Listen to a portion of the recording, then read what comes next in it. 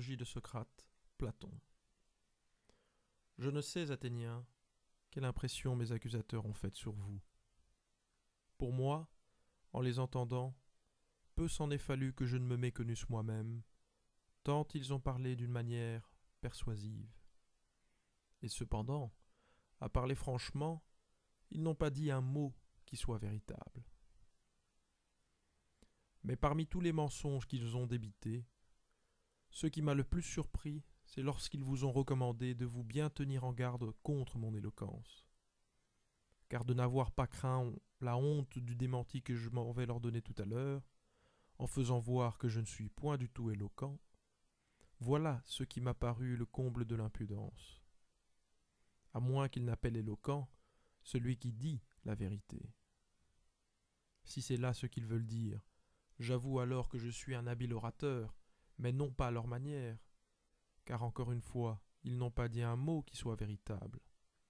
Et de ma bouche, vous entendrez la vérité tout entière, non pas, il est vrai, Athéniens, dans les discours étudiés, comme ceux de mes adversaires, et brillants de tous les artifices du langage, mais au contraire, dans les termes qui se présenteront à moi les premiers. En effet, j'ai la confiance que je ne dirai rien qui ne soit juste. Ainsi que personne n'attende de moi autre chose. Vous sentez bien qu'il ne me sied guère à mon âge de paraître devant vous comme un jeune homme qui s'exerce à bien parler. C'est pourquoi la seule grâce que je vous demande, c'est que si vous m'entendez employer pour ma défense le même langage dont j'ai coutume de me servir dans la place publique, au comptoir des banquiers où vous m'avez souvent entendu, ou partout ailleurs, vous n'en soyez pas surpris. Et ne vous emportiez pas contre moi, car c'est aujourd'hui la première fois de ma vie que je parais devant un tribunal, à l'âge de plus de 70 ans. Véritablement donc je suis étranger au langage qu'on parle ici.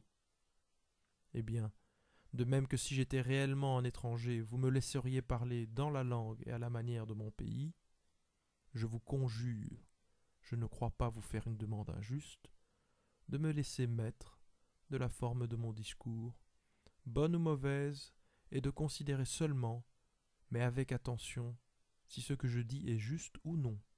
C'est en cela que consiste toute la vertu du juge, celle de l'orateur est de dire la vérité.